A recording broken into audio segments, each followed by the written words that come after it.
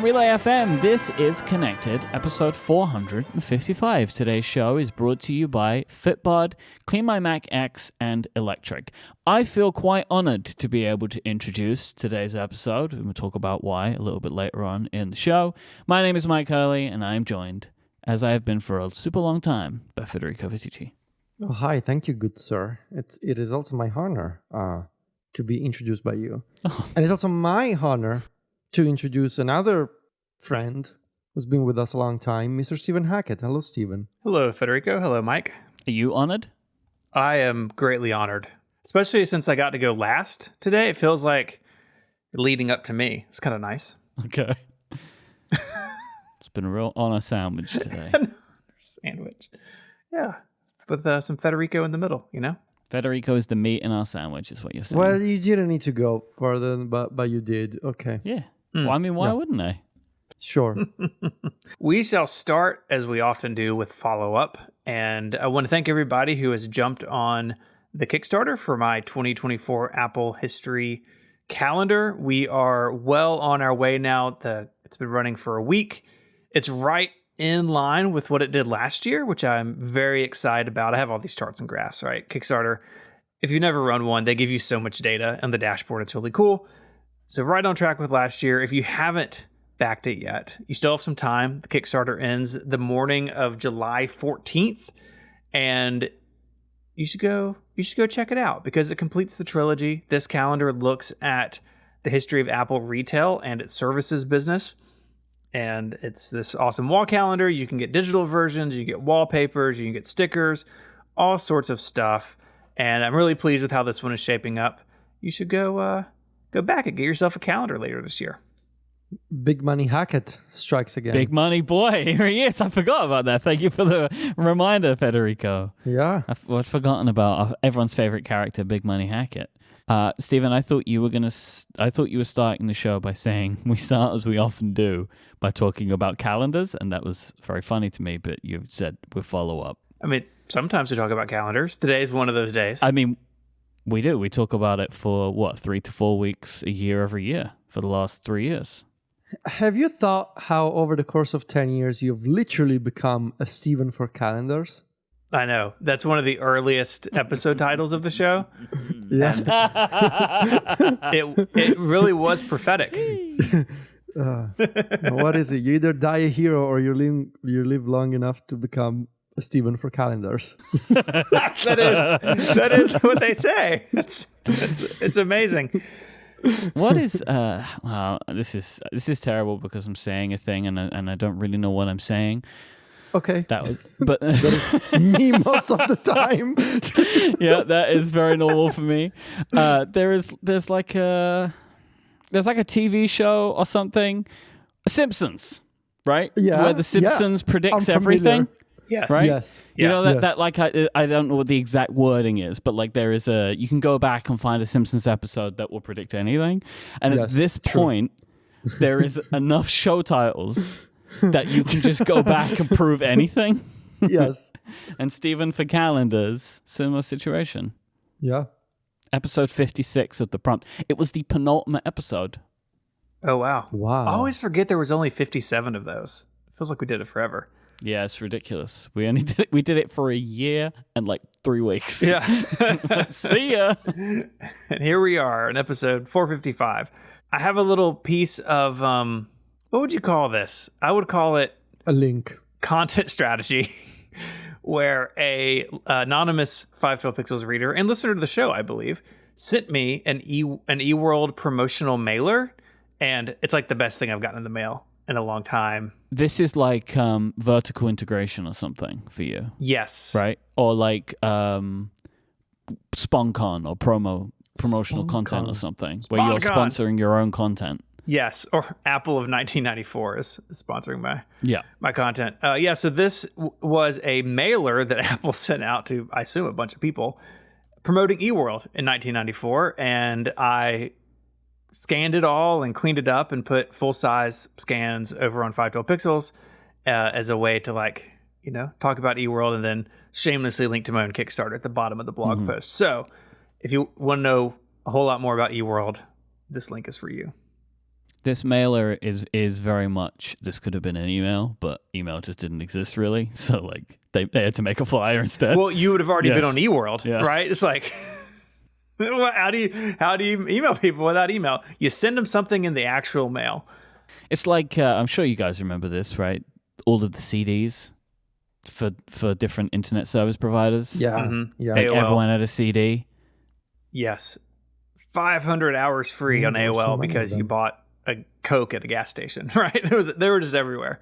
I would like to follow out to episode 379 of the talk show, which that seems funny that we have more. Anyway, it feels like the talk show's been around forever. Maybe it doesn't. Maybe like episode 1 was post 5. But anyway, episode 379 of the talk show, where Christian Seelig, developer of Apollo, joined John Gruber, and I thought they just had a really great conversation about kind of the full details of Apollo and Reddit and where Seelig's going from there. And John says it in the show, and it is kind of so bizarre to me in a way for like how good-spirited Christian Seelig is. Yes. I can't fathom it. Like, I don't understand why he isn't just like cursing everybody out all the time. You know, like, and he would be well within his rights to do this. Because he's Canadian. Yeah, I guess that's probably it. Yeah, Could I guess be. That's probably it.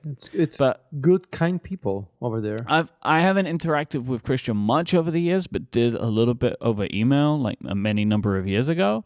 But he just seems like a nice dude, and I really hope that I just feel bad for him, and I just hope that he isn't like soured, you know. I had forgotten that he also made Pixel Pals, and like he references to that being like a thing that he still gets a lot of enjoyment out of, and so I'm happy he has something to like continue working on until I assume he comes up with the next thing that he wants to do. But yeah, it's just sad. I have some Myke AI for you. Remind me of where this name came from. Anonymous informants. There you go. Artificial informant, though it is fake. You cannot even get it right. Your own thing. Okay. It's hard. Myke AI, It's literally fake news. anonymous informants. So there was a report that came out, I think yesterday, that from Mac Rumors and other outlets that there are some Beats Studio Pro headphones on the way. I have some additional details. Okay. You got the inside scoop on Beats products. Yes, clearly one of the AIs has some kind of Beats hookup. I don't Try know. not to burn your source. Well, they're completely careful. anonymous to me, so I don't know. Okay. So these will be releasing on July 19th. They will come in a number of colors. They're actually in the images: black, navy, sandstone, and deep brown. These Beats will have active noise cancellation and spatial audio. The source seemed to indicate to me that there will be no transparency mode, but that was unclear. They will support Find My and Google Fast Pair. They will have upgraded voice targeting microphones that will have both a 3.5mm jack and USB-C. They have a new carrying case and optimized sound profiles that are called Beat Signature, Entertainment, and Conversation. That's my information for you. What do we think about the colors? Brown is a choice. I kind of like it. Well, you're old, so that What? looks like it would fit. I like the brown. Yeah, I like the first one on the left. Pretty basic, maybe. What is it? That like? would be- pearl. What is that? Sandstone. Sandstone. Yeah, I like that. Brown could work in the right context for the right person. I like the navy. I would The choose navy is good. The black one is just kind of boring. Yeah. I would like to see the black one with the red Beats logo. I was upset there wasn't a clear version, personally. Yes. I want everything to be clear now. And now Beats has shown they can do it. Come on. Yep. Did y'all see the Nothing guy was teasing a clear USB-C cable the other day? Yeah. I'll buy that cable. Yeah, me too. So here's a question for you guys. Would you pay double the price of an iPhone if it came in a clear version? When you started this, I thought you were going to just talk about, like, if, like for clear AirPods or something. And I would say no. No. Clear iPhone. All clear iPhone. But it costs twice as much. I mean, I feel like for the two of you, it'd be pointless because you put it in a case. Well, no, at that point, I wouldn't put it in a case. Like a clear iPhone, I wouldn't put in a case. So that's what we need to do. I mean, double though. Twice as much. Not double, but I would pay a premium. Okay, interesting. So like what? 30%. Yeah, 30%. 22%. 22. So you're stopping at 22%, I think so. and that's your final answer. Sure. My question, I have an additional question. Okay. Sorry, specific. 23% and he's out. My follow-on question is it a premium on top of the base iPhone price? Or is it a premium on top of like the comparison specs? Because if I was going to pay a 30% premium, I would expect to have the highest storage in there too, you know? Oh no! It's just it's a premium against the base specs. So like you get an iPhone 15 Pro, and the base storage model. What is it? 256 gigs version. The clear version of that starts at a premium. More. And I don't get more storage for that? No. It's just you pay for the clear color version. I maybe would do like 30% more. Big money Hurley over there. I would also do 30, but probably not more than 30. I wouldn't do twice as much. But it does depend though on how it actually looks too, right? Like being clear is one thing, but they've got to have put the work in. No, they put the work in. It's good clear. Yeah. So go do some more. Go buy a calendar so Stephen can bump up those 8%. Mm-hmm. Yeah. Please. So like you cannot do it at 22%. Yeah. So, please, my iPhone. I can't see through it. My clear iPhone. My cash flow. She's very sick. Yeah. I have some smell talk for the two of you. Excellent. Oh, finally. I feel like we need a sound, like a proper sound effect to introduce this segment. Okay. Like it's smell talk. That's disgusting. Okay. I'm so sorry. The anonymous source wrote back in. How do you know? Well, how do you know it's the same source? Yeah. If they're anonymous, how do you know? They referenced, this is what I wrote previously. Here's some more detail. I mean, anyone could do that. I mean, you have made up sources about the headphones. You know, how do we know that person's real? You'll find out. You'll find out if all of these details are correct Yeah. in like a month. Okay. And then we can follow up. Definitely won't forget. Deep brown. Deep brown. The anonymous source wrote back in, Apple pipes in the scent from the outside areas of Apple Park to the inside. There is an orchard that is the main source of the smell. There's no flower crushing machine next to Johnny Sergi's lab. This sounds like Apple has a vendetta against their employees who have hay fever. I was going to say, if you have allergies, you work at Infinite Loop. Yeah. This central location, like this orchard, which is the source of the smell, sounds like a place in Metroid Prime. Yes. Like, go to this central orchard, and it's the source of the scent at Apple. Like, it's just a big terrarium with like a hose on the top, and there's like a bunch of trees inside, and it's just like extracting the smell. That's all it's for. This was backed up by a second anonymous source that was present when Apple Park was being built and said that the hardware to pipe smells in through the ventilation of the building was part of the construction. So I totally believe this, that they're doing this. The biggest feedback, though, is that this is way more common than we think. Before we move on to that, Stephen, can I ask you a quick question? Yes, please. Because you have two sources here. Is this something that they taught you in journalism school? You have to have two sources. Yeah. I mean, generally, yeah. Is that what they taught you? Okay. Yeah, sense. you guys know I have a journalism degree? No way, really? It's right over there on my shelf. Do you still have the AP style guide at hand? I do. It's on my bookcase. Yeah. That's so funny to me. Yeah. No Oxford commas in our show descriptions, you know? That's what I say. Unless I write them. It's true. Then I'm putting them all over the place. Or silently correct them. That's very upsetting to me. I feel like that should be illegal. Got to save space in the database, you know? Commas? Is that That's the real problem. Hey, I pay our server bills each month, you know. Every comma adds up. Not cheap to run a podcast network of this size. So anyways, the biggest feedback, way more common than we think. Ian, a friend of ours who we called Ian when we were at WWDC at a hotel one night to tell us a story about a car. He wrote in saying that Apple is this the Ian? The Ian. Mm-hmm. That story.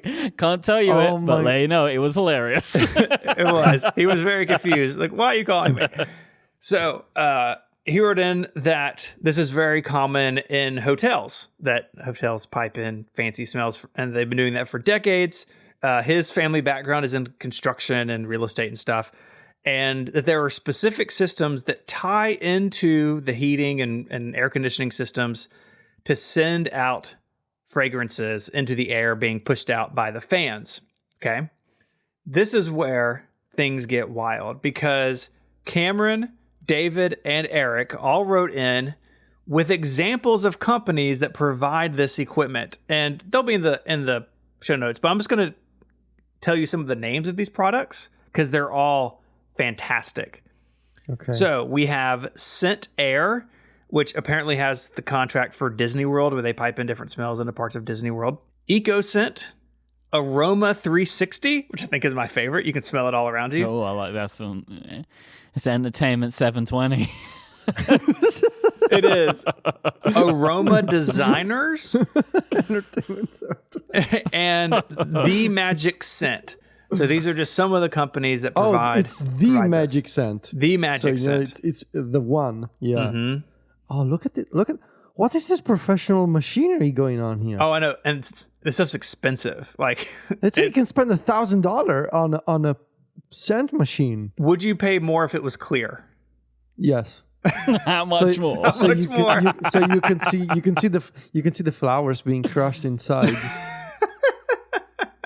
Wow. Can you buy this for your home? I think so. I was going to say some of these are pretty small. You could probably put one in your home. You can buy one with Apple Pay from The Magic Scent. Aroma360. There's one that's only $180, so this one must be for like home use. Personal use. Personal use only. Medium spaces. On the Aroma360 page, they have a contact form and the drop down to like what type of contact you want. Home scenting, business scenting, home and business scenting, private label products, and customer support. Business scenting. Business scenting. Business scenting. I'm going to say the Aroma360 website is maybe not very, very well optimized because I just got a thing that says this page is temporarily unavailable because the device from your location is sending large amount of web requests. I went to this once and then went back again.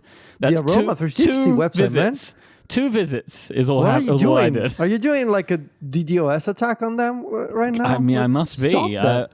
I'm taking them down. Sorry, Aroma360. Samples. So from the Aroma360 website, you can request a sample pack. Do it. Will they ship it? Will they ship it of scents? I don't think they're gonna ship it to Italy though, because they're asking for a state. Yeah, send it to John. Just send it to John. Yeah. Yeah, just put John's address in there and see what happens. Not quite sure what scent is for you? Contact us today. One of our scenting experts will be in touch to guide you to the perfect fragrance. Scenting experts. It's I feel like they could have gone nose. harder on that, right? Called them like scentists or something, you know? One of our scentists will provide you with a personalized assortment of scents from our extensive scent library. Wow. God, there's a whole scene. I wish I could look at any of this, but I'm not allowed on the website. I have been banned from Aroma360. It's a good website. I'm in right now. I can tell you they got samples. You can join the club. What is a scent club? I mean, is it like a subscription? Yeah, they have a newsletter every Friday. A scent subscription. There's tiers. They have a Discord and everything. You can be a standard member or a VIP member or a Club Paris member. Ooh. Federico, Genuinely, I think they've just ripped you off at this point. Mm-hmm. All the tiers, they got tiers, you know, like it's like a whole thing. Yeah, tiers. They got blogs. There's a blog link. Do they have bottom. someone that does stickers? Scratch and sniff. Yeah. The 3 reasons why aromatherapy will transform your life. Pretty aspirational content. The power of scenting marketing. Maybe I should put out some scents. Yeah. You know? Oh, the Tichi. Yeah. or the tea. I have a question for the two of you. I need to give a little background first. So you got tap backs and iMessage, right? So you have, what are there, 6 options: hearts, thumbs up, thumbs down, haha, double exclamation point, and a question mark. The next to last one, I'm afraid I've been using wrong, or maybe other people use it wrong with me. I need to know how y'all use it. So I have a couple of people that I have texted with, and this just happened over the last couple of weeks, so it's been on my mind, where I will say something. So for instance, a friend of mine and his wife had a baby. They sent me some pictures. It was very lovely. And I was like, hey, congratulations. You know, this is amazing. So happy for y'all.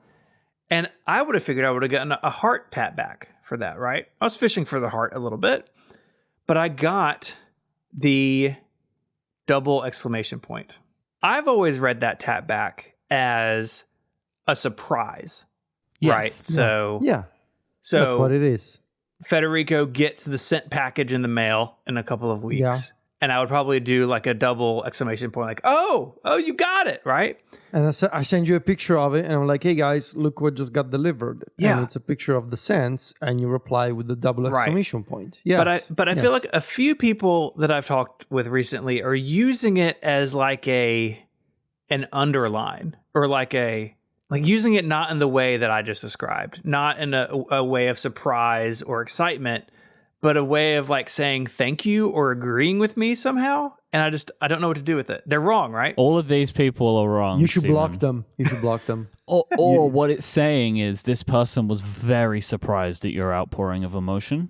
It's like, I'm very surprised you have feelings. Yeah.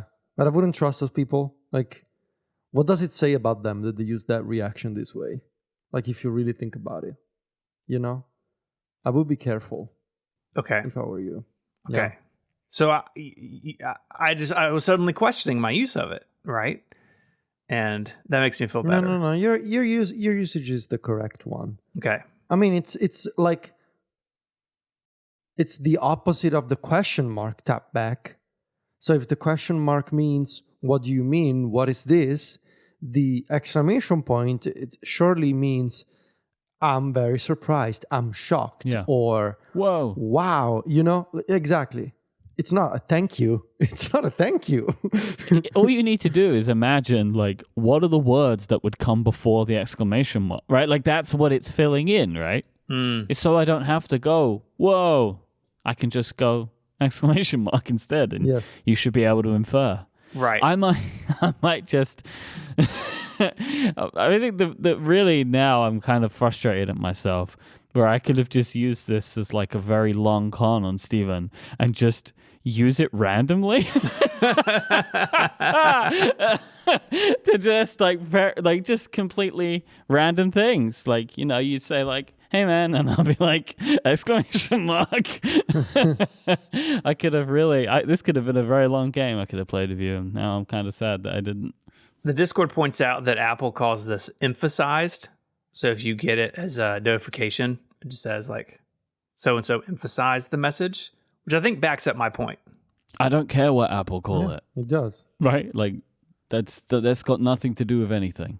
Because it's not emphasizing it. Like, no, I don't buy that. I don't care what they call it. Like, it's not a reason to use it to say, like, yes, I also love this thing. You just use a heart. Like, I don't, you know? They can't. It's like the same way of like, do people use every emoji the way Apple describes them? No. So otherwise, people will be buying a lot more eggplants than they otherwise pretend to. You know what I mean? This episode of Connected is brought to you by Fitbod. When you want to change your fitness level, it can be hard to know where to start. That's why I'm pleased to let you know that Fitbod is an easy and affordable way to build a fitness plan that's just for you. Everyone's fitness path is different, which is why Fitbod uses data to make sure they customize things exactly to suit you. By using a powerful algorithm to learn about you, your goals, and your training ability, Fitbod creates a custom dynamic program based on your experience and any equipment you have. This is all in an app that makes it incredibly easy to learn how to perform each exercise. Superior results are achieved when a workout program is tailored to your unique body, experience, environment, and goals. Muscles improve when working in concert with the entire muscular system, so overworking some muscles while underworking others can negatively impact your results. And that's why Fitbod tracks muscle fatigue and recovery to design a well-balanced workout routine. By mixing up muscle groups, exercises, sets, reps, and weight over time, Fitbod serves to strengthen you and keep your body sharp.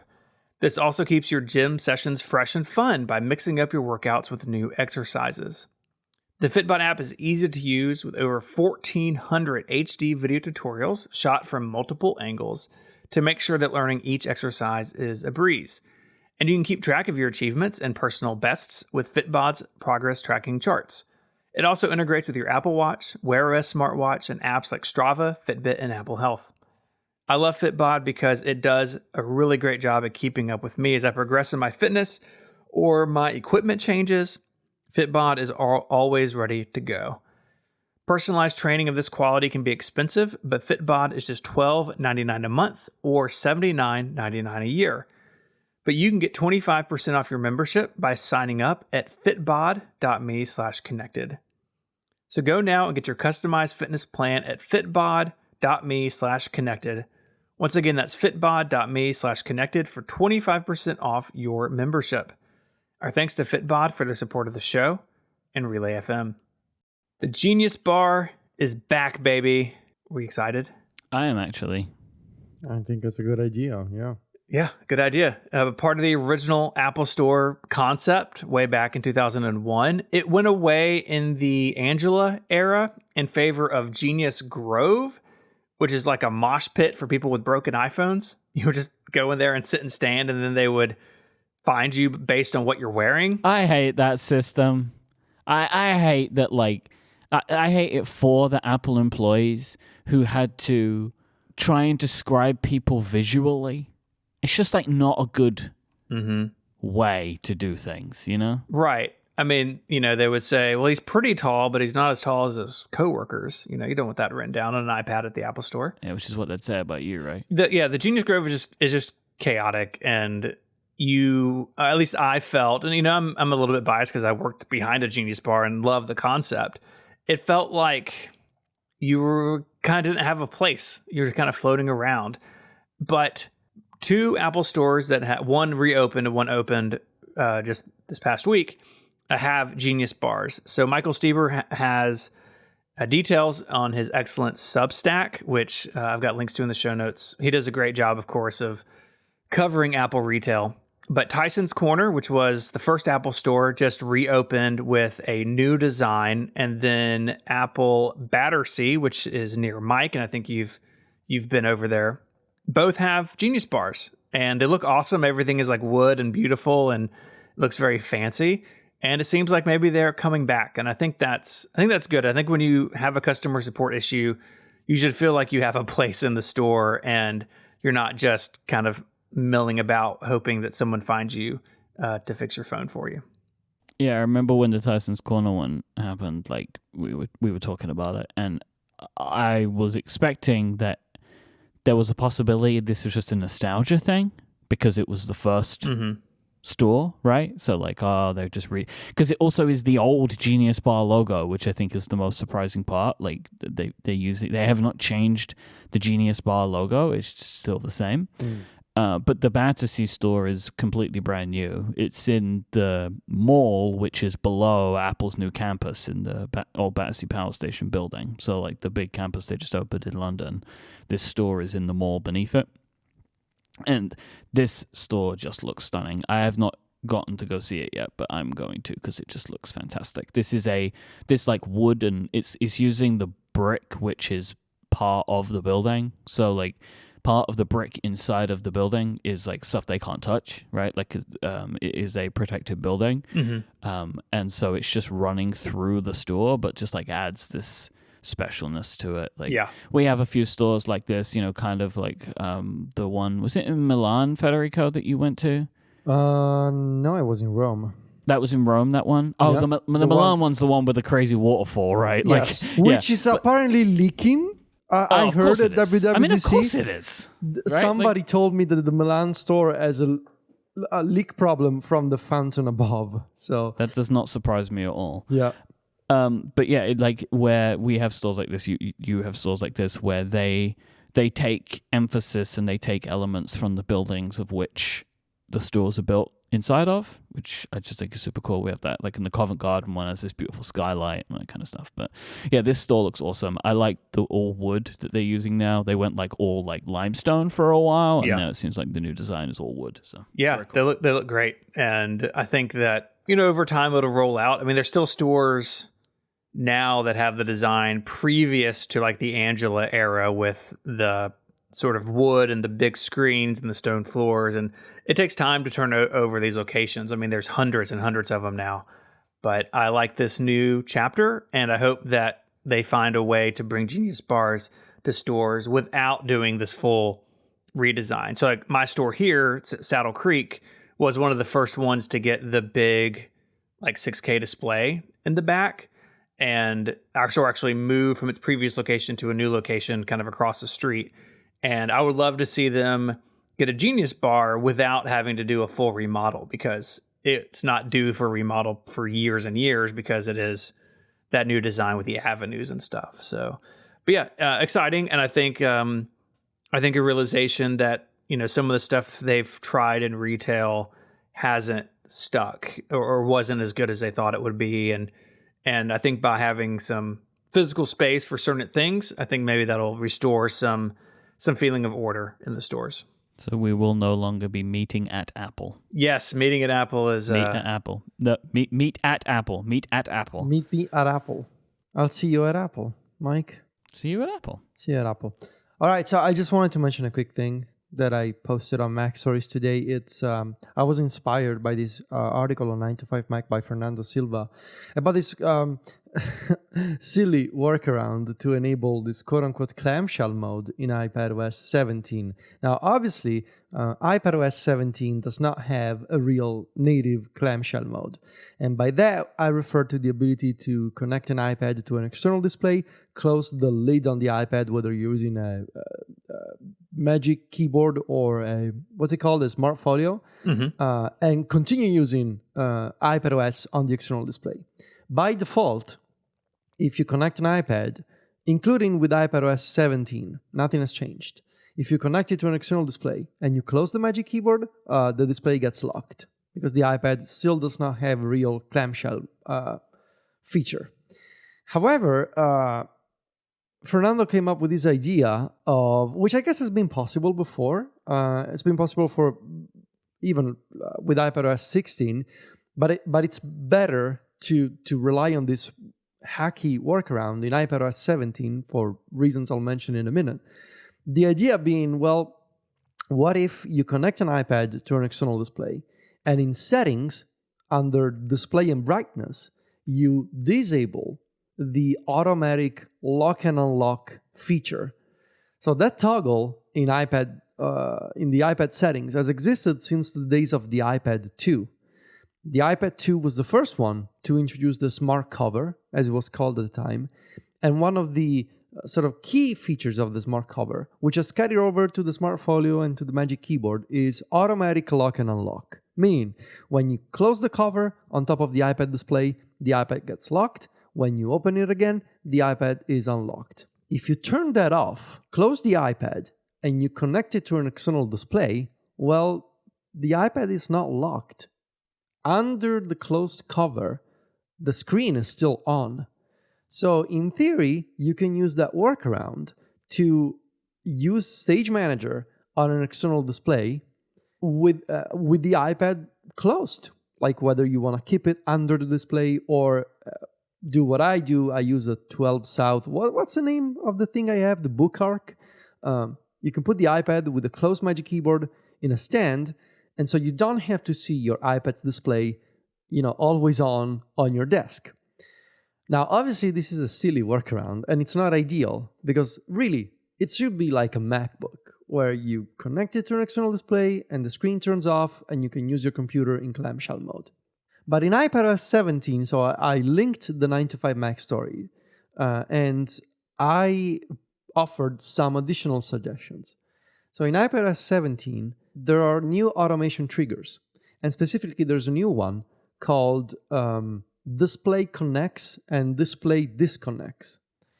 So if you use this automation trigger, which is, again, is new in iPadOS 17, you can now do things like when my iPad connects to an external display, turn on Stage Manager. Like you can do that.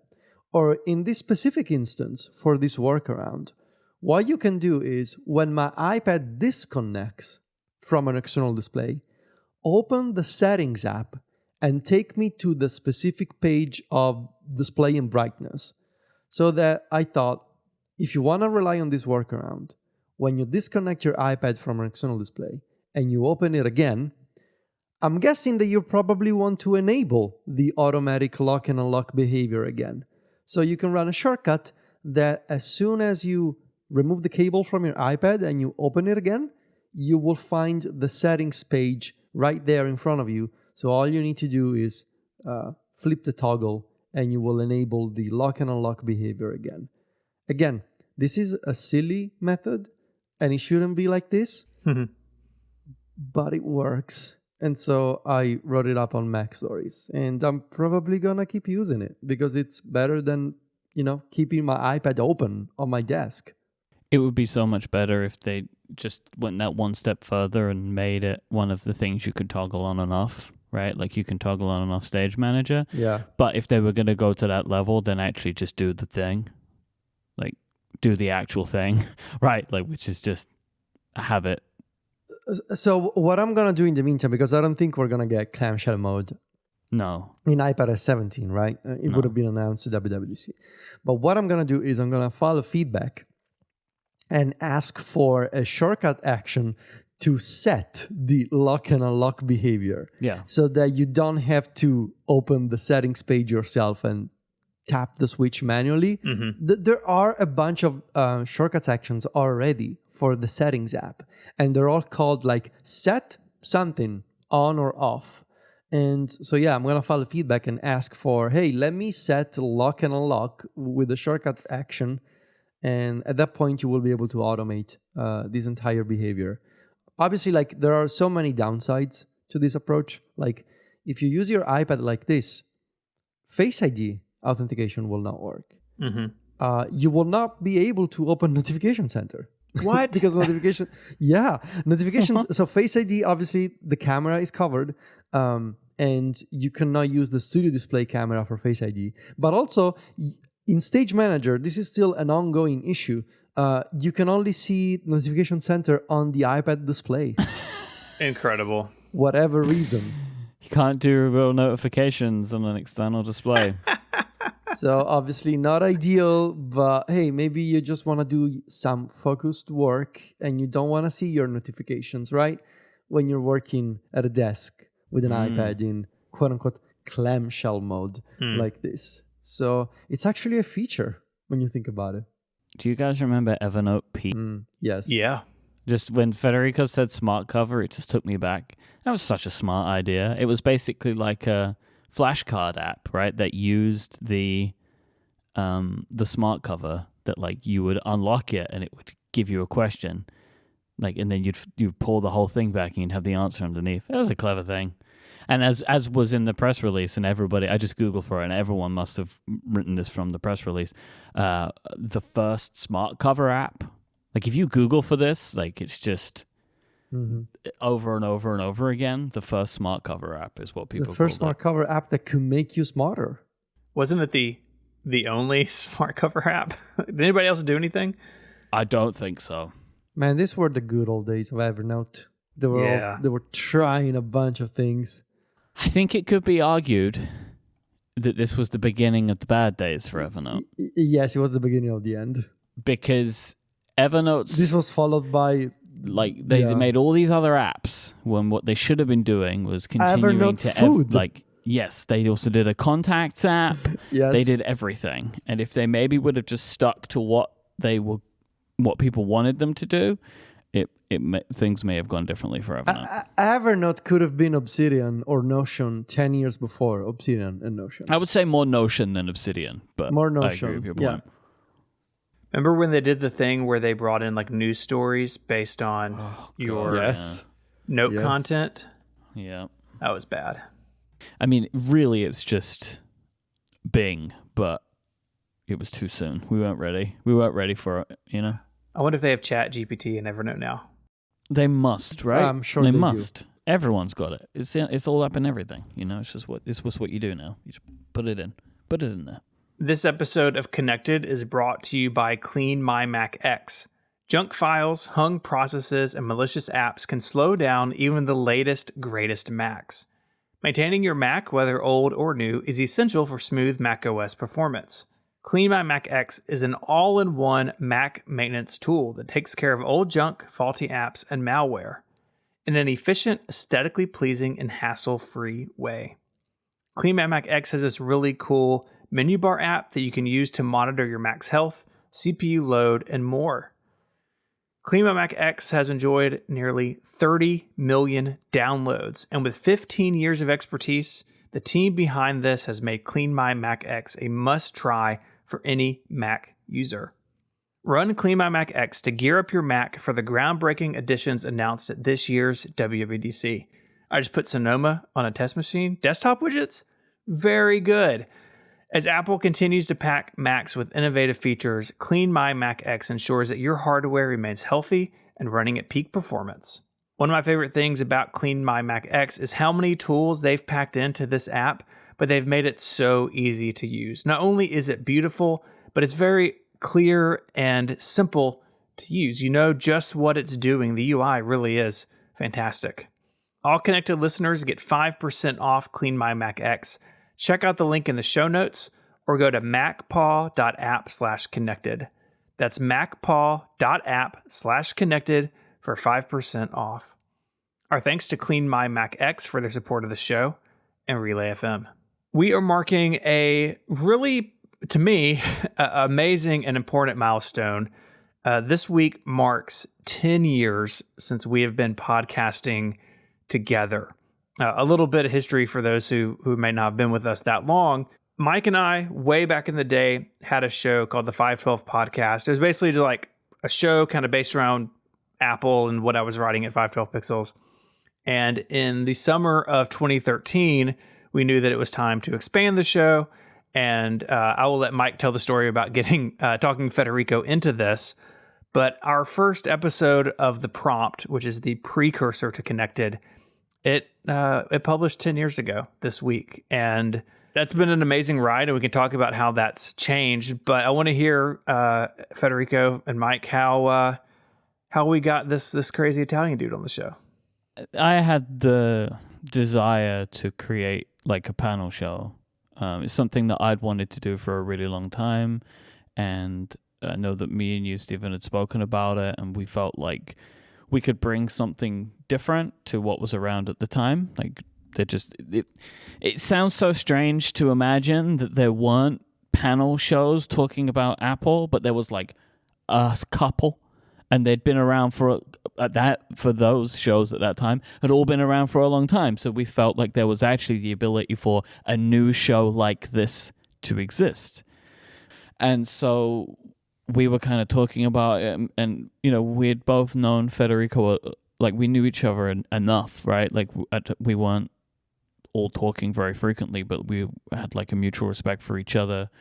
Because the reason I know this is because I reached out to Federico over Twitter DM to ask him to be a part of the show. Yes. This wasn't the first time that I'd tried to like convince Federico to become a podcaster.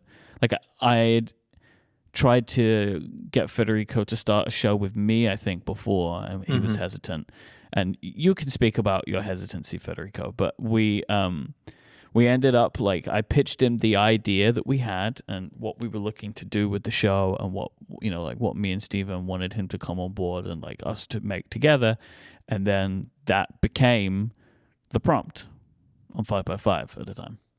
Yeah, I remember being hesitant at the time because I was really unsure because of my accent, whether I'd be able to do a full podcast in English, and I was really second guessing my every decision at the time, because I was fine with writing on a website, but having people listen to me, I felt very uncertain whether I would sound good or be able to carry on a full conversation for like 90 minutes. And I think the first time you asked, I said no, and then you came back, I think the following year, and I think, like, obviously Sylvia encouraged me. She was like, you should do it, and yeah, I said yes, and I remember we started planning the name of the show on Facebook Messenger. Oh my God, yeah.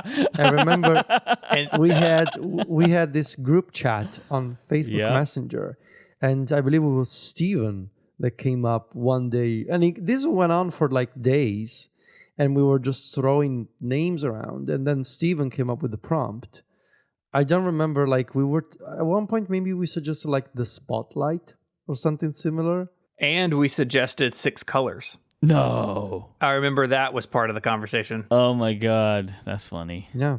We could have taken it. Could have been ours. Yeah, in a parallel universe, we are the 6 Colors podcast, and Jason runs the prompt. Welcome to the 6 Colors podcast. Hi, Jason. That's my Dan Moran impression, by the way. That's good. So yeah, that's. I was really. My accent was really strong and thick at the time. And if you go back and listen to those episodes, I hope my English has gotten better over the years, both in the spoken form and the written form. That should be the goal. But yeah, at the time I was like, yeah, I'm gonna sound stupid, And then I think Myke, you convinced me, like, you should own it, and it's something that makes you sound different and interesting. And I guess you were right. I also think one of the things that, like, why the show worked, why it was different, is that we all did come from different places, and it's a thing that we obviously have leaned into a lot over time. But yes, that is what made us different. Like, then, is that we were 3 people from different places, and like Federico and I, especially at the time, were very focused on the fact that we were not American, and like that was important to me and was important to him. I mean, we still are. But like it's something that I don't feel like we necessarily. I don't care about that the way that I used to, but like then it was something I cared about, because I felt like it was being able to talk about things from a different perspective, especially with technology, because we didn't always get everything, and we still don't. But like it was a thing that I felt there wasn't enough non-American voices at the time in our space. So I really think that concept of different places, I think it also applied to like where we were with tech. I mean, very often, just on opinion-based things, Federico and I kind of end up on opposite sides of things, and Myke is somewhere in the middle. Mm-hmm. He's the meat of the connected sandwich, if you will. I sure am, yeah. And I think that through like the dynamic of our personalities and our backgrounds, not only of where we're from, but our professional backgrounds, right? We all come from sort of different backgrounds and what we focus on in education, what we did before all of this. I think all of that kind of leads to some really interesting conversations. And one thing that I'm so thankful for when I think about those early days of the prompt, and even as we moved into Relay FM and Connected, that it really took all 3 of us and our backgrounds and our opinions on things like make this work. And I think that there are a lot of people out there who very thankfully listen week in and week out, even when there's not a lot of Apple news or exciting rumors to talk about. There's not, we're not reviewing something new, because I think we've been able to shift into a show that is really driven by the three of us personality wise, and some weeks the Apple News takes a back seat. That was not something I would have guessed 10 years ago that that was even a thing that we could do, because I think a lot of the shows that were out there at the time, like MacBreak Weekly, have a rotating panel of guests. They still do to this day, right? So sort of the long-term chemistry of the show is hard to build when that changes, when the host lineup changes at week to week. And that's something that I'm very thankful for. And I don't know how intentional it was. It certainly in the early days was not that intentional from my part, at least. But we've been able to build on that and make something that I think people enjoy listening to, even when we're not talking about the latest and greatest out of Cupertino. Do you remember when we used to have the previously on? Yes. It was a great idea. One of the ideas was that the prompt would have a lot of segments. Previously on the prompt, follow-up, homework, weekly picks. And that lives on and upgrade much more than Connected. Yes, actually. So one of the things I think we do well, and I don't mean this to sound like this self-celebration of sorts. I mean, that's what this is to a degree. So I mean, this is what it is. You know what? Whatever. It is what it is. You should love us. We're the best. And so, but I think one of the things we do well, and hear me out, because this is actually like a serious argument. I think a lot of other shows are obsessed with sounding serious and professional, which is a good thing. yeah. And I think what we do well is we're not afraid to sound stupid or silly. Yeah. Because I think it makes for great entertainment. And sometimes we say things that other people will be like, oh no, I cannot be heard saying such a thing. And I feel like that resonates with people. Because, let's face it, we're all a little stupid in life sometimes. And it's good, right? You cannot be, so tied up all the time, And I feel like that's what makes the show approachable and entertaining for people. And I think it shows, we received over the years so many wild messages and DMs, pieces of feedback from people who listen. I mean, remember when we asked, who's the, what was it? The weirdest listener or something like that? Where we were trying to find the person who was the furthest away. That's what we were going for. Yeah, and I feel like, not furthest away. Sorry, the person who was the most likely to be the only person in their country that listened. Yeah, yes. That's what we were trying to do. Yes.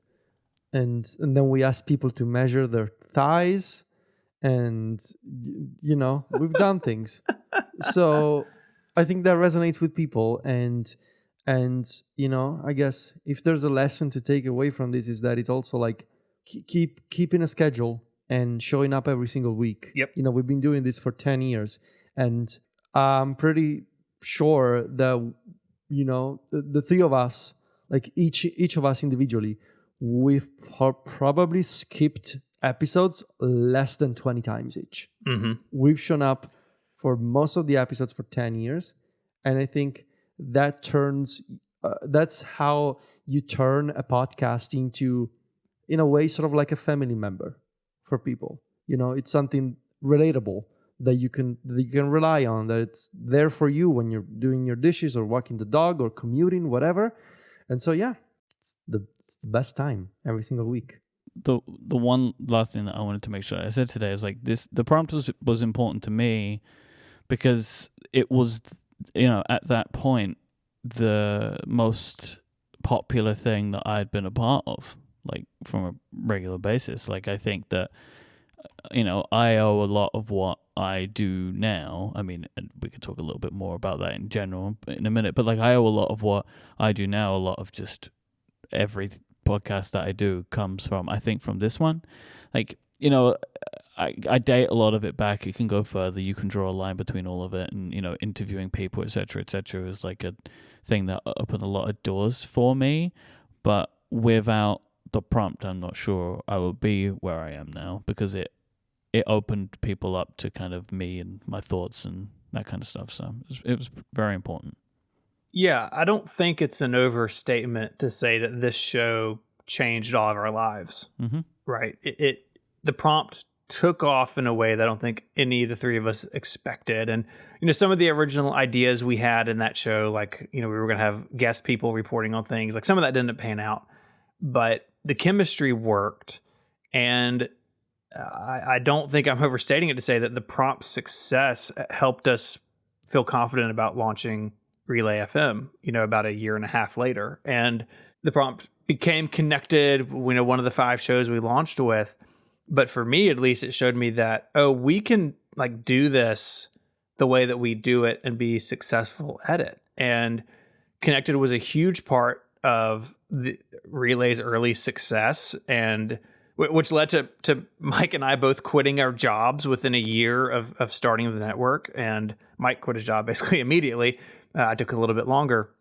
It changed us. It changed our lives. But more importantly than that, as important as that is, and as thankful as I am for that, what I'm most thankful for is that the three of us now have a bond, regardless of what happens in the show. And I'm going to do the show until we're old and can't do it anymore. Like, that is my plan, is to do Connected forever. But even if we can't, the three of us have formed a friendship that I truly treasure. I mean, I got to be Myke's best man in your wedding. And the three of us talk about so much more than tech behind the scenes, right? We're involved in each other's lives, even though we only see each other once a year or a little bit more often. And that is so important to me. And I treasure y'all and our friendship. That goes way deeper than just showing up every Wednesday and talking about stuff for an hour and a half. Emotions. Okay. Enough emotions. What I want to do is do a round robin talking about some of our favorite Apple stories that have happened in the 10 years of doing this show. And I had this thought a few weeks ago and we talked about it. I will say this was way harder than I thought it would be. We've talked about a lot of stuff, and I'm sure, looking through this list, none of us mentioned the Apple Watch launch, which is wild because Federico got to go to the 2015 one. But lots of things have happened, and we're just going to round robin some of our favorites. So Federico, why don't you go first? My first pick is the introduction of the original iPad Pro. I believe that was 2015. And if memory serves, so the iPad Pro was introduced at a September event, and it was pre-announced, saying that it was a brand new device in the iPad family, but it wouldn't come out until November. And so I remember just watching this event, and this was the same year of iOS 9, which I'm going to also cover later. And it felt like a sort of this realization of a dream that I had. Like, finally, Apple is sort of acknowledging the iPad as a device for productivity, and they're making an iPad Pro. And I was so excited. And imagine my reaction when 2 months later, Apple invited me to London to get a review unit for the very first iPad Pro. And so to me, for me, this is a special moment in terms of Apple stories, because I got to review the iPad Pro. And it was my first big embargoed review. And it was not my first Apple review unit, because Apple gave me a few months before that an iPhone 6 Plus. That was my first review unit, but it was not under the September embargo. They gave me an iPhone 6 Plus, I believe, in the spring of 2015. So this was my second Apple review unit, but it was my first time with an actual day one embargo review. And so I felt like a realization of something that I was, I've been working toward for a long time. And obviously the iPad Pro as a device in and of itself, I was so happy that finally there was going to be a bigger, more powerful iPad. And the Magic, it was not called the Magic Keyboard, the Smart Keyboard and the first generation Apple Pencil. It was wild. But for me personally, this was also the first time I met Myke in real life. Because when I told Myke, so the plan for the day, and I guess it's fine to talk about this stuff now. It's been 8 years. So the plan for the day was that I had, my day had been arranged, and scheduled so that I would go from Rome to London, go to the Apple offices, and then immediately go back. Like same day, back and forth, Rome to London, London to Rome. And I would bring back an iPad Pro. And so I met Myke and Gray in real life for the first time.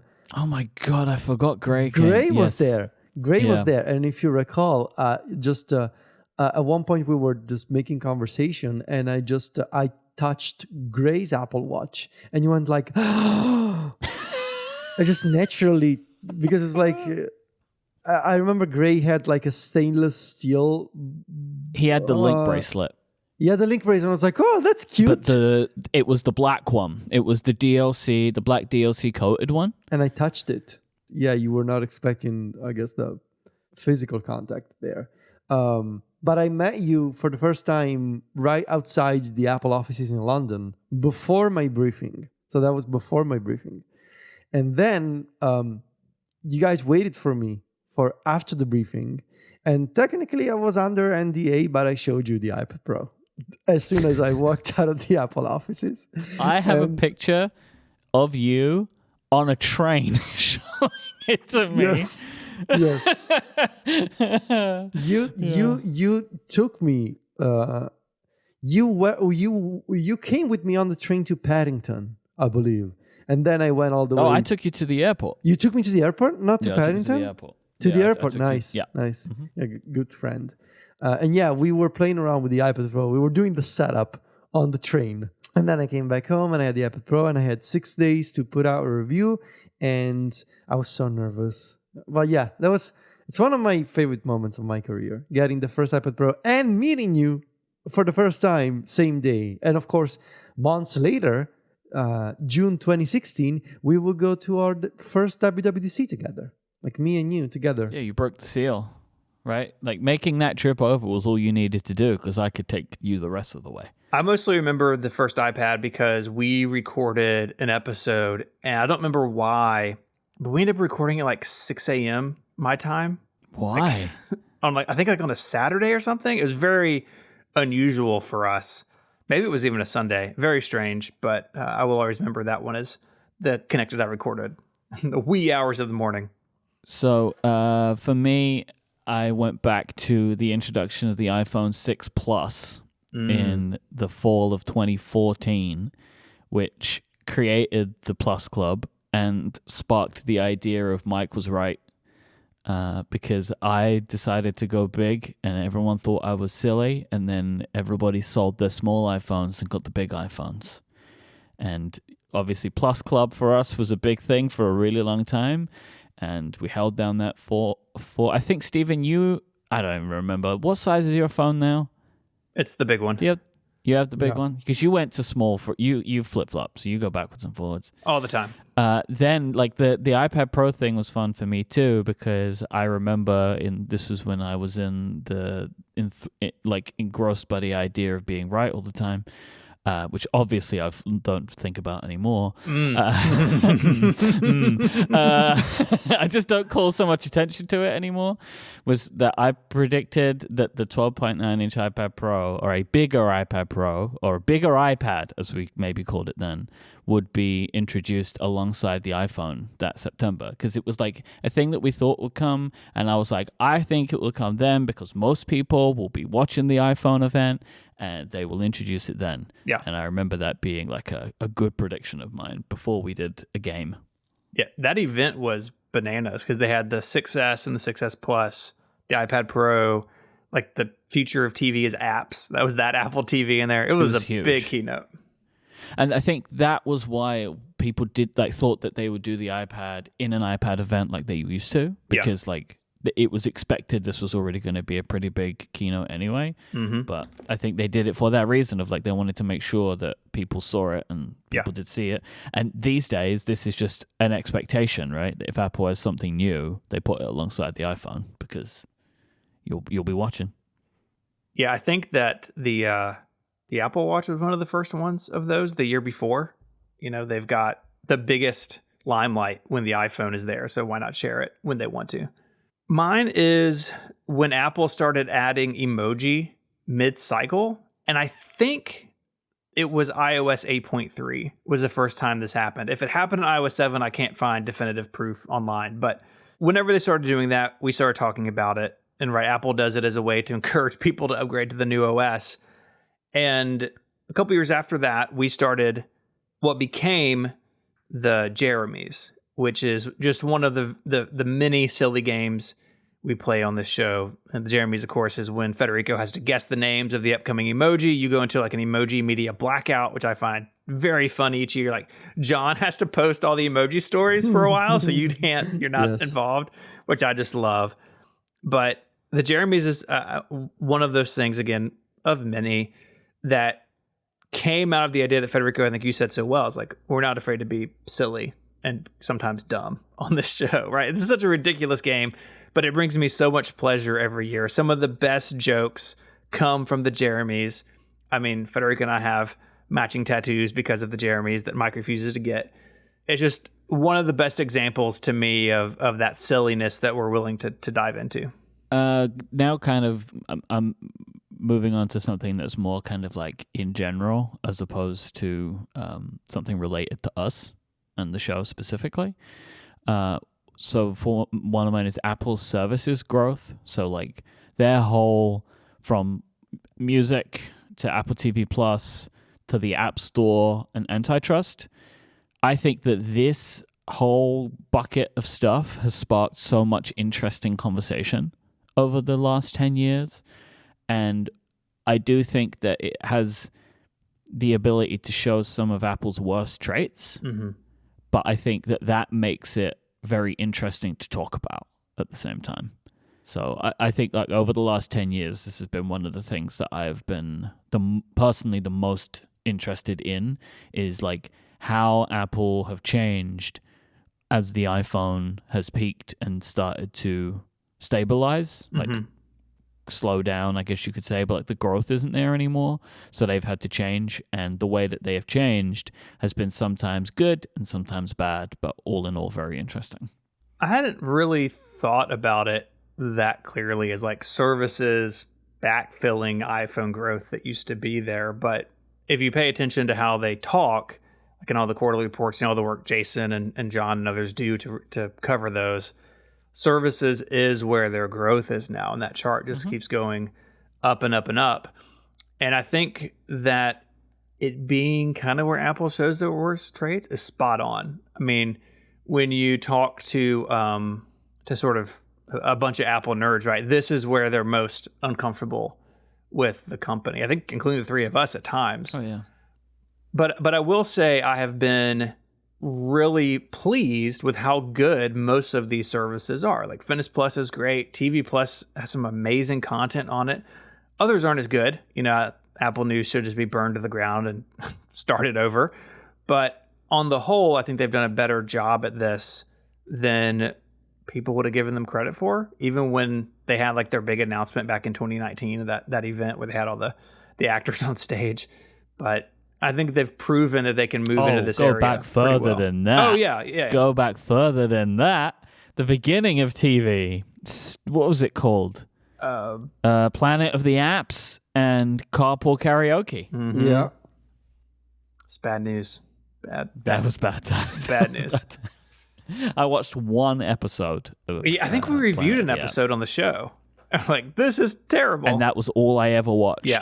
And to their credit, they hired really good people in a lot of these areas. And it's shown. They had to make the bad shows to hire the good people. Mine for this round is the announcement of the iPhone 10 back in 2017. It was interesting because we were able to talk about this product for a long time before it came out, right? The idea of a full screen iPhone had been around in the rumor mill for quite a while. And when they launched it, they obviously had to rework a lot of how iOS operates, right? Leaning more into gestures because they got rid of the home button, putting more functionality in the previously known sleep-wake button. I think now they call it the side button. But anytime Apple radically reworks their most popular product. It's fascinating, right? Back in the iPod days, they did it all the time, right? Like the iPod mini is the best selling thing ever, replace it with the iPod Nano. And the iPhone 10 not only did that, it immediately made all other iPhones look old, but it also set the chart for probably the 10 years after that. And what we have now in the iPhone 14 line is even an evolution over the iPhone 10, but such a big change in direction is always exciting and interesting. And the iPhone 10 was a fantastic phone. I think all of us loved it. And it's kind of hard to believe that it's been so long, that it was 2017. But I just remember the excitement around that phone and talking about it and reviewing it on the show and on our various websites and everything else was such a big deal. And just a very interesting, exciting product. I opened the press release that you put in the show notes to add to the notes, and I still find myself struck when I see the name and I can never remember initially, was it 10 or was it X? Like, I know it's one of them, but like, which one was it? Mm-hmm. It was 10. It's very right? funny to see that. Yeah, it was 10. Yeah. They never stopped giving them numbers. They just wanted to, for 2 rounds, should just represent that differently. 10S was maybe the worst iPhone name. Yes. Pretty bad. All right, so my next pick is something that I mentioned before. The introduction of iOS 9. I really loved that period, like that 2015 time period, both for hardware and software. It was really a great period to cover Apple, and it sort of matched my interests at the time. I was just getting started with, trying to use the iPad as my main computer, and I had an iPad Air, like the second generation iPad Air at the time, as my main device. And we got iOS 9 at WWDC. And again, this was before I would start going to WWDC in person. So I was following from home. Just this idea of finally being able to multitask on an iPad and having split view and slide over, the first version of that. That was before drag and drop. That was before the dock. Sort of that would come later with iOS 11. All those interactions that are still with us today, even though they're kind of different because of Stage Manager. iOS 9 was the regular, like the very first version of split view, where you would drag down from the right side of the status bar on your iPad, and you would get an app picker. Like you would get a vertical list of apps to put in split view. There was slide over that would let you open another app, and that was before multiple apps in slide over. You could only do one app in slide over at a time. So it was very limited compared to what would happen with iOS 11 and the kind of new multitasking we will get with iPadOS 13 and obviously iPadOS 16 last year. But it was great. It felt like the beginning of something new. And you could tell that was the same WWDC when Apple would talk about size classes on iPad. Yeah. And they were talking like you should accommodate for apps, for your apps being big and small. And everybody was like, maybe this rumor of a bigger iPad is actually true. And it was one of those cases where Apple is announcing software features at WWDC, and they are clearly optimizing for future hardware. So. And also iOS 9, that was when because of this excitement, it's when I started doing my annual Mac Stories reviews for iOS. Only at the time, iPadOS did not exist. But iOS 9 was my first sort of proper The Mac Stories review in September. And that was it's how it all began. But you'd done other long form things before, right? Yes, but it was not. They were never labeled as the Mac Stories review. It was always like an editorial piece with a specific angle or a specific sort of area of focus. Or quite literally, the editorial thing you did, which was you wrote the book, right? An editorial, effectively. Yeah. Great app. But yeah, this was the first sort of iOS 9 the Mac Stories review. Yeah, I'm looking at something you wrote for iOS 6. Man, look at these screenshots. Yeah. What a time. iOS 8, I did something too the year before, all about extensions. Mm-hmm. Yeah. iOS 8 was when Apple announced Swift 2014. Yep. I remember. Swift is going to be 10 next year. That's wild. Which is wild. Yeah. Totally nuts. Yeah, I mean, the iOS 9, iPad Air 2, that kind of era really was exciting for the iPad because it was clear from the beginning the iPad Air 2 was massive overkill. And even though split view in hindsight wasn't the best form of iPad multitasking, it was exciting that you could do it at all, right? And I think it was only the iPad Air 2 at first. Just a very exciting time for iPad users. And that meant an exciting time for the show. This episode is made possible by Electric. When leading your small business, it's not all glamour. In fact, sometimes it's a matter of spending hours to onboard a new employee, which you're well equipped to deal with, but there's better ways to spend your time. The team over at Electric knows small businesses, maybe like yours, face these challenges. That's why they're on hand to help with time-consuming parts of your business, like standardizing device security with best-in-class device management software, so you can implement best practices across the board and be ready to scale. And employee onboarding and offboarding done for you, saving an average of 8 hours per request. Plus, Electric will help you keep a single point of visibility into your IT environment to control your devices, networks, and applications, with simplified reporting that allows you to achieve and maintain compliance, and proactive IT recommendations and automated workflows that make IT easy to manage for even non-technical users. If you're hearing this and think your company could use some of these services, but you're not sure where to start, Electric's experts will guide you through the process of establishing standardized IT processes for your organization. When starting a small business, you're doing everything yourself, but as you grow, you need to be able to delegate these things to people who are best equipped to handle them. Because you, as the business owner, you need to go focus on what made it great in the beginning. It's a lesson that we've all learned as business owners, and Electric can be that solution for you for your IT needs. For connected listeners, Electric is offering a free pair of Beats Solo 3 headphones for taking a qualified meeting. Just go to electric.ai/connected. That's electric.ai/connected. Go there now for your free pair of Beats Solo 3 headphones for scheduling a meeting. Our thanks to Electric for their support of Connected and Relay FM. All right, round 3, I'm going to pick the Mac moving to Apple Silicon. So this is a more recent one, and it ties in nicely with something Myke has a little bit later. But the best Macs ever are being made right now. And it's because Apple can take the technology they perfected for the iPhone and iPad, all the best parts of the iPhone and iPad hardware experience, and brought them to the Mac. So incredible energy efficiency, amazing battery life. Not everything has made it over. Cellular Macs, still something a lot of us want. But they've been able to really make the hardware shine. And there's a software story as well. It's opened the door to iOS and iPadOS developers in conjunction with Swift and Swift UI and Mac Catalyst, other technologies.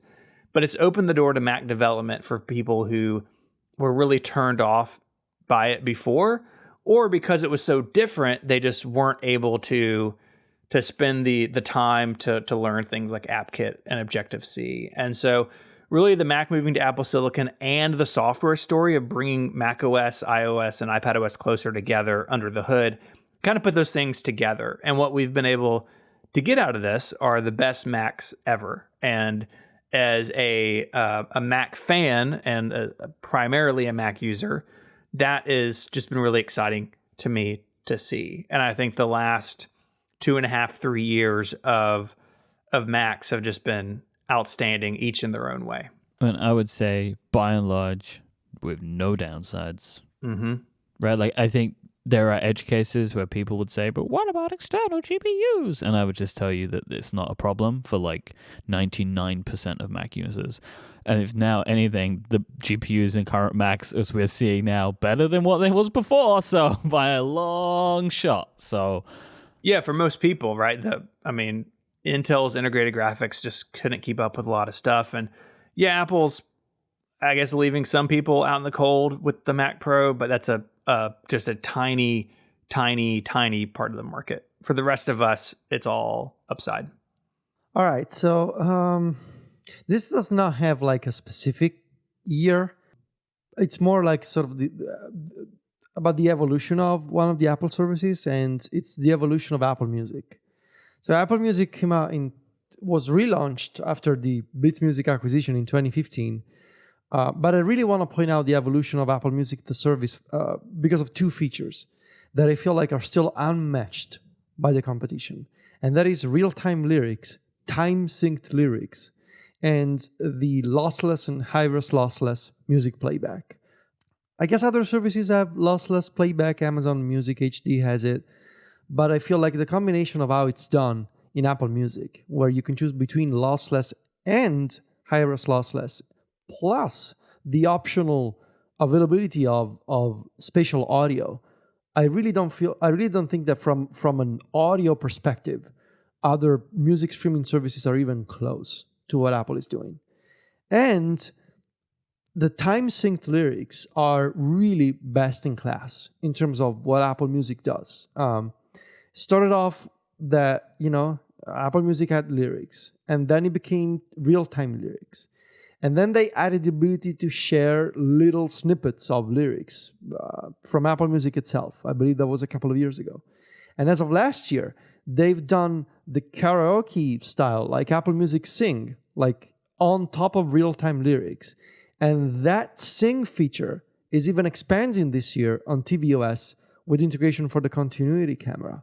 So if you care about lyrics and audio quality, and like having options, I guess, in terms of audio quality, I really feel like the evolution of Apple Music as a music streaming service is unmatched in the rest of the music industry. And even though I have my problems with the Apple Music app for iPhone, iPad, and the Mac, like the app is not great, but the service is. It's why I keep coming back to it. And it's getting even better. Later this year, it's going to have a native support for credits. So album and song credits will become a native Apple Music feature. So I just find this whole evolution of the service very remarkable and so ahead of really anything that Spotify, for example, is doing at the moment. Don't forget about Apple Music Voice. It's true. What's Apple Music Voice? The voice only plan? Yeah, I wondered the voice only plan, the Siri only plan. Oh, yes, the Siri only plan. I only remember it because it's in the calendar next year. It just pops into my head every now and then. Oh, yeah, that exists. Yeah, I think you're right. And I think it's kind of under the radar for a lot of people. I mean, there's been so much progress on Apple Music compared to what they did or even were able to do back in the iTunes store days, right? That was much more about having the biggest collection. Eventually they made it DRM free and different pricing models for different songs and singles and that stuff. But I think that Apple's love for music, which the company says repeatedly, right, that the music is something they really care about, I think is more evident now than ever that this is an area not only for services growth, but like they want to make the best music experience because they really care about it. And that's led to some weird products, some weird features in Apple Music. It's definitely led to some weird hardware in the first HomePod and the AirPods Max, perhaps. The iPod Hi-Fi? It's clear to me they really care. iPod Hi-Fi, yeah. That's where I thought you were going with that, rather than the original. Well, I was thinking more in the modern era, but yes, the iPod Hi-Fi, also weird. Okay. But good. Weird but good. Speaking of weird but good, I want to talk about iOS 7. Good? Yeah, it was good. It was what we wanted. Whether the execution was perfect doesn't make a difference. Everybody wanted flat design. That was what we wanted. It was death to skeuomorphism. We wanted flat design. Everyone was like, look what Microsoft are doing. They're making the type of apps that we want on iOS. That was what we were talking about all the way back in 2013. They had their Metro design, and it was really intriguing. People wanted all of those textures stripped right out of their apps. And that's what happened. And oh boy, did it. It really went. It was also the first operating system that we got to talk about because this show started just after the iOS 7 WWDC. I think it was a wild and beautiful disaster and triumph all wrapped into one. that WWDC had one of the most awesome videos that Apple ever made, which is the intro video, where they talk about their design principles and gave a kind of a tease for what the operating system was going to look like. It's also the groundwork for the design principles that we still see today. Like, it hasn't really moved much further in like practical terms. Obviously, if you put these two things together, one looks modern, which we have now, and iOS 7 looks sparse. Everything looks really sparse and empty. But we haven't seen a change since like we got from 6 to 7. And we probably won't. Like, I think maybe Vision OS is like the biggest departure. Even though it's like it's still got those kind of flat ideas, there is like the whole spatial thing and what that's going to mean is probably going to be the biggest change that we will see for the next probably 10 years in what interface design might be for Apple's platforms. But iOS 7 was great and wild and terrible and brilliant, and it was super fun to talk about. I think in hindsight, history is going to be kinder toward iOS 7 than a lot of us were at the time. And it showed Apple's willingness to listen to feedback. I mean, those first builds of iOS 7, some of it was downright impossible to use and read, right? They dialed it a little too far, and they've backed off of it in different areas. But especially in those early days of iOS 7, they were willing to make changes. And I think that was really encouraging to see. And it is amazing to me that 10 years later, iOS 7, parts of it look dated, I think mostly because of the typeface, but the bones they put together way back then were so good that they're still around now. That's impressive to me. I mean, the story goes, right, they didn't actually have a lot of time before, like, because it was when Johnny Ive took over as chief creative officer, or was that a different time? No, it wasn't then. It was when he became like head of all design, right? They reorganized. Yeah, after Forstall was out. Yes. And so they moved software design under him. They had way less time than they would normally, which is why I think like it shipped one way and then it ended up evolving quite heavily. Like, the biggest one was the typeface, right? Like, whatever it was they used initially. Did they initially use Helvetica? No. Yes, they did. No. Yeah, it was before San Francisco by quite a bit. They also used Helvetica as a system font in like one version of macOS. It was very, very strange. But I mean, like the beta 1 version, the text weight was very, very thin and it made things very hard to read. Yes. But by the shipping version, they'd changed it. So lots of things like that got changed. All right, so my final pick is the workflow acquisition by Apple. So that was 2017. Workflow had been out for 3 years at the time, 2.5 years or something like that. And I remember when the news hit, I believe you, Myke, or John texted me a link to a TechCrunch story saying, hey, Workflow has been acquired by Apple. That whole day, I remember, I'm looking at this story right now. Apple acquires Workflow on Mac Stories. And I posted it at 1:14 a.m. Woo. So that was a long day for me. And a few days later, I took my time to write about sort of 3 possible scenarios for Workflow as an Apple app. And it wouldn't be until the following year. So I'm looking now at my iOS 12 review from 2018. So a year has passed. I wrote in the introduction of the shortcuts chapter of my review, I had no idea that even the best possible scenario would turn out to be not optimistic enough. My optimistic scenario was that Apple was going to integrate Workflow into iOS and maintain Workflow as a first-party app. I had no idea it would become shortcuts and it would become like this key feature of Siri, integrated, iPhone and iPad, and years later on macOS too. Yeah. So that acquisition was sort of like, just like the iPad Pro, sort of like an acknowledgement, something that I've been doing for a long time, that I and tons of other people like me have been doing for a long time. This idea of like using automation on a touch device, these old concepts from the era of Automator, of AppleScript on the Mac, a new spin on those ideas. It felt like an acknowledgement of all of that. And I gotta say, it felt very good. Mm-hmm. Like, obviously, I remember like the first period in 2017, it was very concerning. Like, are they just gonna shut this down and acqui-hire these people? Yep. But they showed immediately. Apple kept updating workflow on the App Store in 2017, and then it became shortcuts in iOS 12. And so this is one of my favorite stories from the past 10 years for sure. It was a roller coaster.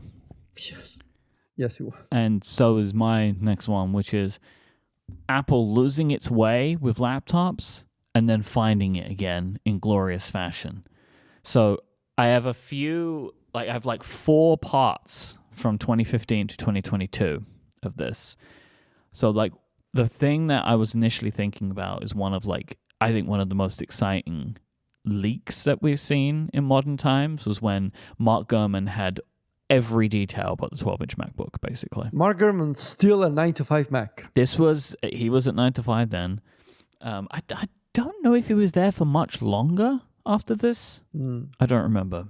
This was in 2015. And this was one of those leaks, kind of like the iPhone 4 in that way of like, even with the information, things about it just felt like there's no way it was going to be this case, right? Of like, it's going to have one USB-C port. Right? It's just like, that doesn't make any sense. How are they going to make that work? Well, it didn't work. That was a wild story. We then went the next year to the introduction of the touch bar and the butterfly keyboard. Yeah. So that's 2016. We then go all the way to 2020 to the introduction of the first M1 laptops. It's like the MacBook Air and the MacBook Pro, right, with M1? Mm-hmm.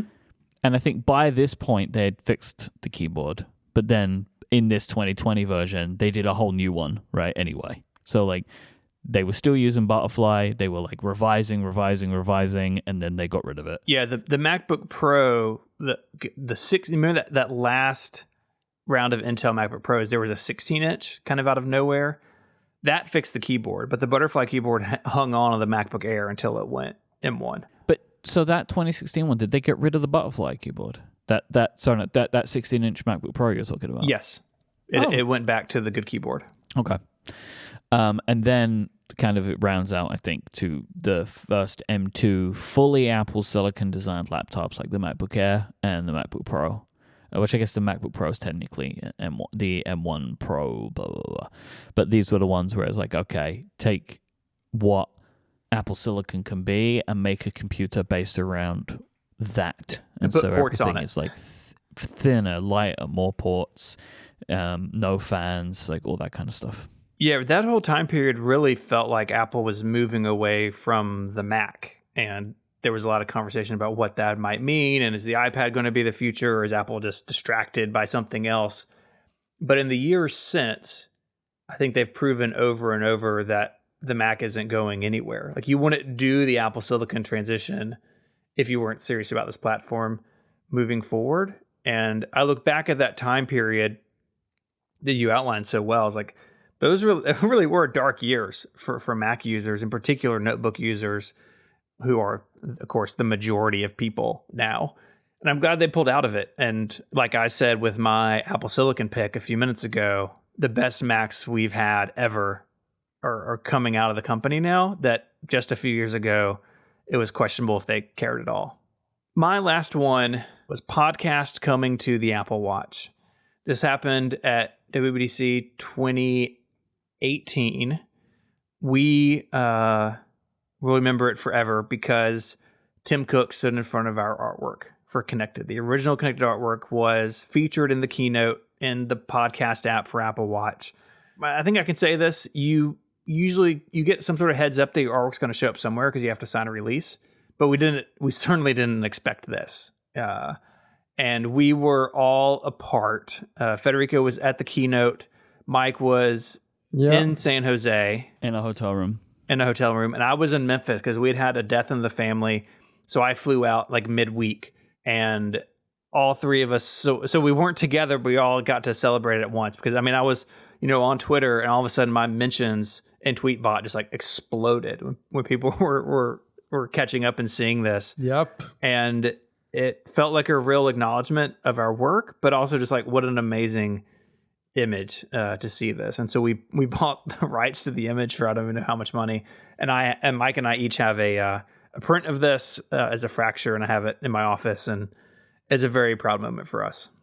I remember Marco and Casey bumping me during the keynote, be like, dude, that's connected. And I was like, and I started texting you and like, what is that? Well, like, yeah, that's a good moment. And you were ahead of us a little bit because you were there live, and the stream's always 90 seconds behind or something, and so it really was something really special.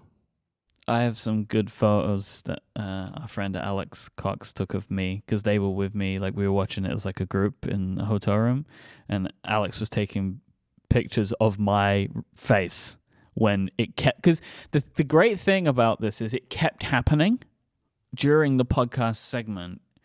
You could kind of see it peeking in and then they end up flicking through it, and it was there. But then the big moment was this one where Tim comes back on at the end of that segment, and they're like wrapping up their like, this is what the Apple Watch, whatever watch OS was it, 8 or something?